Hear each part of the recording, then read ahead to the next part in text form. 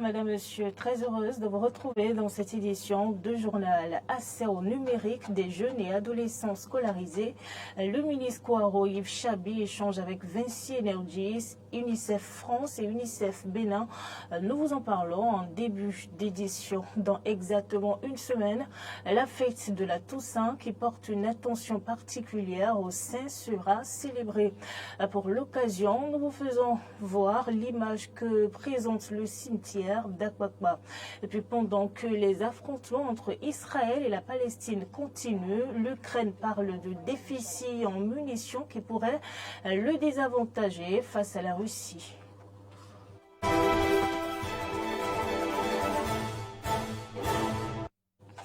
Vous faites bien, Madame, Monsieur, de toujours préférer Eden TV pour vous informer. Je vous le disais dans les titres, le ministre des Enseignements secondaires, techniques et de la formation professionnelle, Kouaro Yves Chabi, a reçu hier en audience une délégation de Vinci Energies, conduite par le directeur Julio d'Almeida, en présence de la représentante de l'UNICEF au Bénin, Djanabou Maoundé, et des membres du comité UNICEF France, pour parler, entre autres, des moyens d'équipement informatique dans les écoles au Bénin. En effet, au Bénin, Vinci Energies soutient l'UNICEF dans la mise en œuvre de ce projet d'accès au numérique et à l'éducation digitale dans 5 départements, à savoir la Libouri, la Takora, le Borgou, la Donga et le Zou. En croire le directeur des systèmes d'information du ministère, Yvonique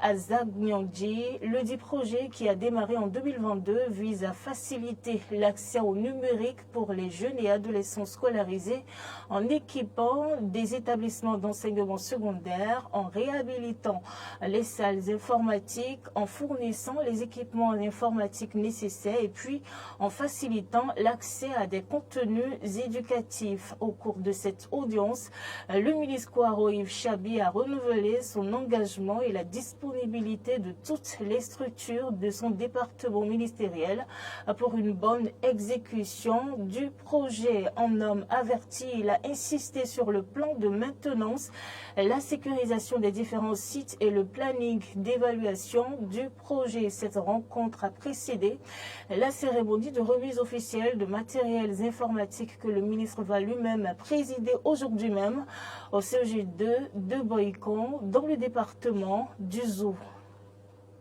Le ministre de la Santé, Benjamin Ompati, a procédé hier au lancement des journées biomédicales du réseau des hôpitaux d'Afrique, de l'océan Indien et des Caraïbes, édition 2023. Ce colloque international de 3 jours va permettre de réfléchir sur les enjeux et défis de la gestion des équipements médico-techniques dans les établissements de santé africains. Les équipements biomédicaux représentent pour le fonctionnement des hôpitaux ce que le sang humain est pour l'organisme humain. Mais la problématique de la maintenance des 10 équipements pour les hôpitaux africains se pose avec acuité et requiert une thérapie de choc des acteurs métiers que nous sommes. Ce colloque international du réseau des hôpitaux d'Afrique, de l'océan Indien et des Caraïbes, RESAOC, va donc permettre de travailler à trouver cette thérapie. En raison du rôle fondamental que jouent les équipements biomédicaux dans le maintien et l'amélioration de la qualité des soins dans les établissements de santé, il est nécessaire, selon le représentant résident par intérim de l'OMS au Bénin, de prendre en compte 5 aspects dans les réflexions. La qualité et le coût des équipements, la formation et les compétences du personnel utilisateur, la gestion durable de l'environnement, l'accès équitable, enfin, la gestion des données et la cybersécurité. La présidente du RESAOC se veut plutôt rassurante quant aux résultats de ce colloque. Dr Kadidiatou Ksar Kébé. Nous sommes confiants que Cotonou marquera d'une encre indélébile un tournant dans la mobilisation, la motivation du monde médical, voire même le repositionnement du système hospitalier face aux enjeux en termes d'accessibilité, de sécurité et de qualité pour les populations d'ici et d'ailleurs. L'ambassadeur de la France au Bénin a fait remarquer que la nouvelle stratégie en santé mondiale de la France vise à fédérer les actions autour de 5 priorités. Promouvoir des systèmes de santé équitables, pérennes, résilients, adaptables et centrés sur la personne, promouvoir la santé et le bien-être des populations, prévenir et lutter contre les maladies à tous les âges de la vie. Mieux anticiper, prévenir, préparer et répondre aux urgences de santé publique et aux changements climatiques dans une approche une seule santé. Promouvoir une nouvelle architecture mondiale en santé, faire de la recherche et de l'expertise publique et privée des leviers d'action et d'influence au service de la stratégie en santé mondiale. Le gouvernement du Bénin semble avoir pris très tôt la mesure des choses en dotant le pays d'une agence dédiée à la maintenance hospitalière. Dr Benjamin Rumpati, ministre de la Santé et parrain de l'événement. Le gouvernement de la République du Bénin s'est largement investi pour l'acquisition de divers équipements biomédicaux en vue de renforcer le plateau technique sur toute l'étendue du territoire national et optimiser ainsi la qualité des soins offerts à nos populations. Mais l'assurance vie des équipements reste une préoccupation, que dis-je, un défi majeur qui passe forcément par la gestion de la maintenance des équipements dans nos hôpitaux. Ce problème a fait l'objet de profondes réflexions dans notre pays qui ont débouché sur les réformes opérées dans ce secteur en juillet 2023 avec la création d'une nouvelle agence, l'Agence nationale de la maintenance hospitalière, dont la mission exclusive est axée justement sur cette maintenance hospitalière. L'édition 2024 de ces journées est prévue pour se tenir à Dakar autour du thème « Le certificat des établissements de santé du RESAOC, état des lieux et perspectives ».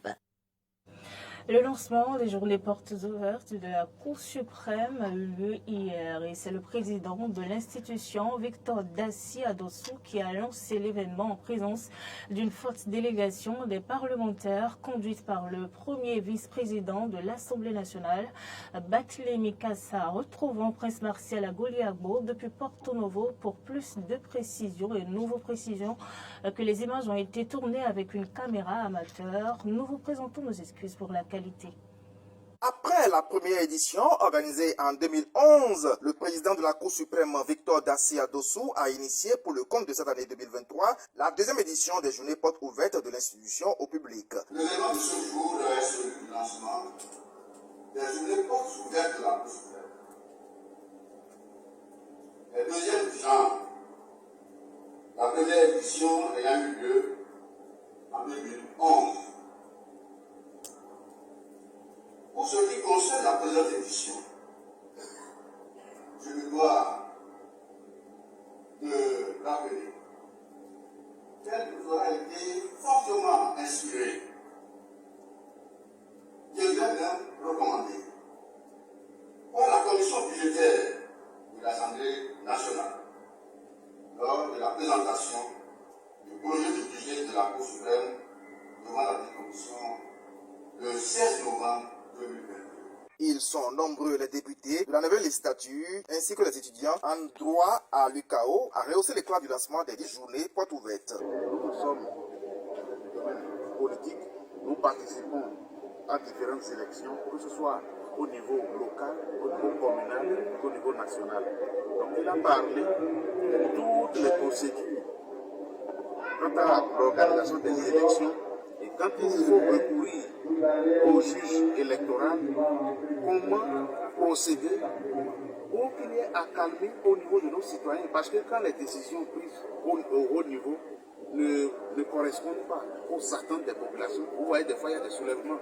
Donc ils sont là pour ça, pour organiser l'ensemble du processus électoral et pour que chacun se retrouve dans les élections. Et il a encore insisté là-dessus tout à l'heure. C'est pour cela que ces journées-là, c'est pour 4 jours. Ça démarre aujourd'hui, 24, 25, 26.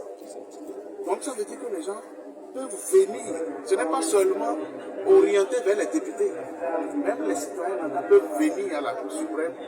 Il y a les prospectus qui sont faits spécialement pour la circonstance, toujours pour mieux connaître la maison Cour suprême. Les journées portes ouvertes de la Cour suprême, c'est du mardi 24 au vendredi 27 octobre prochain. Et puis on va retrouver un autre correspondant, Kekeli Ojo, de l'Atlantique. Il y a plus d'un mois déjà que les apprenants et enseignants ont repris le chemin des classes. Comment se portent les écoles primaires publiques en matière d'effectifs? Faisons un tour à Alada avec notre correspondant Kekeli Ojo qui a sillonné quelques complexes scolaires à ce sujet. Ce lundi 23 octobre 2023, nous avons sillonné quelques complexes scolaires primaires publics de la ville d'Alada pour voir si les inscriptions se poursuivent et constater la norme en effectif dans les classes. Jean-Parfait Guéli est directeur au complexe scolaire de Sokudenu, groupe B.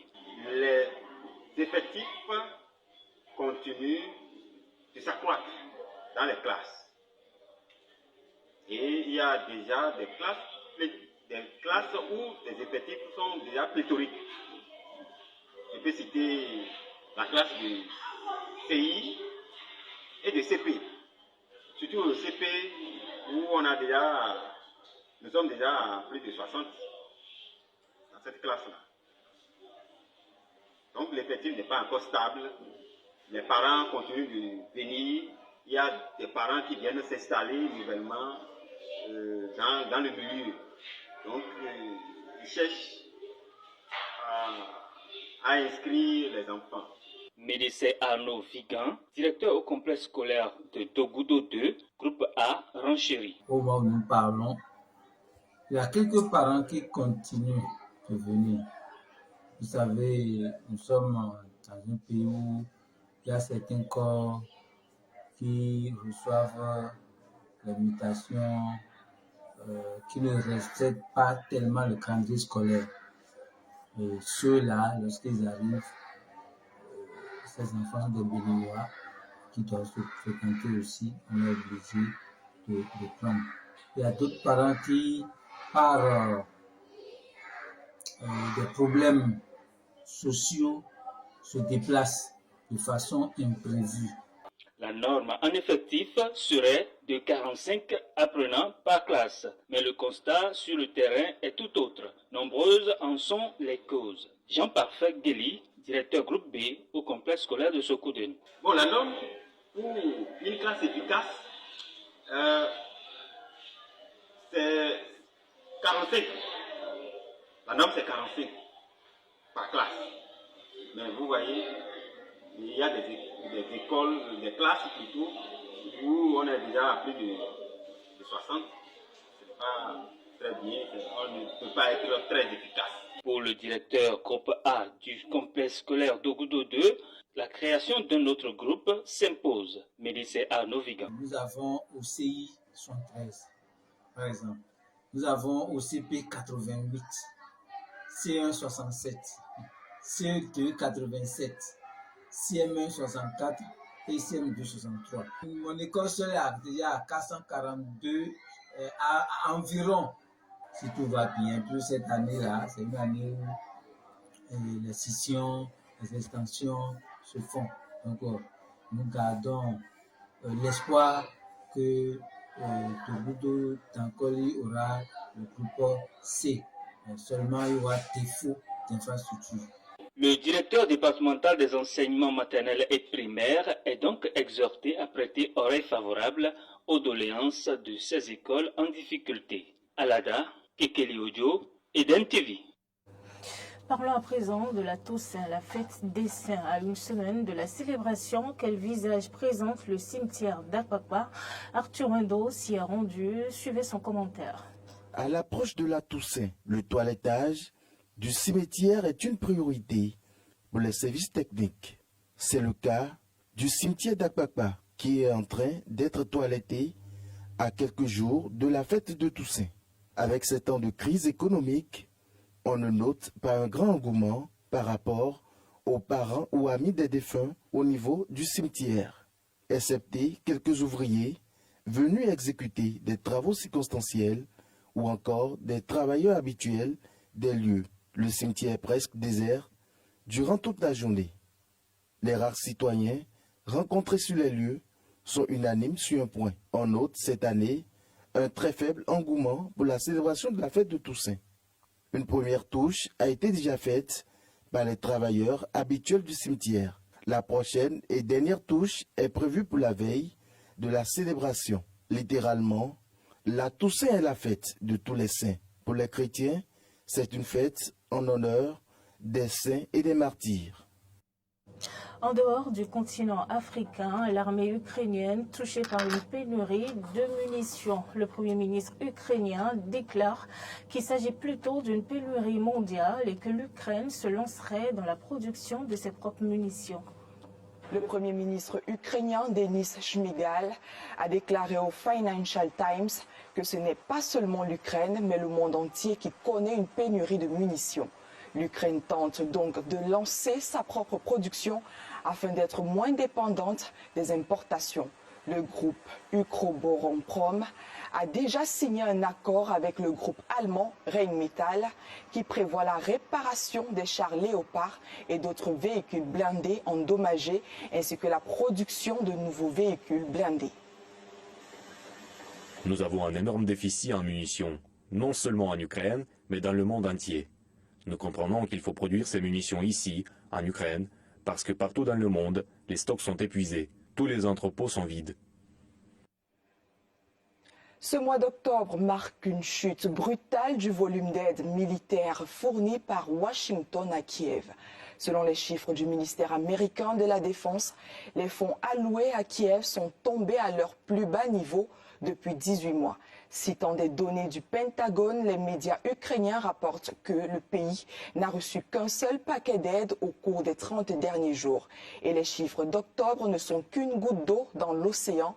À peine 200 millions de dollars américains, soit le montant d'aide le plus faible depuis le début de l'opération militaire spéciale russe en février 2022. Merci madame, monsieur d'avoir suivi ce journal. C'est déjà la fin. Restez toujours fidèles à tous nos programmes.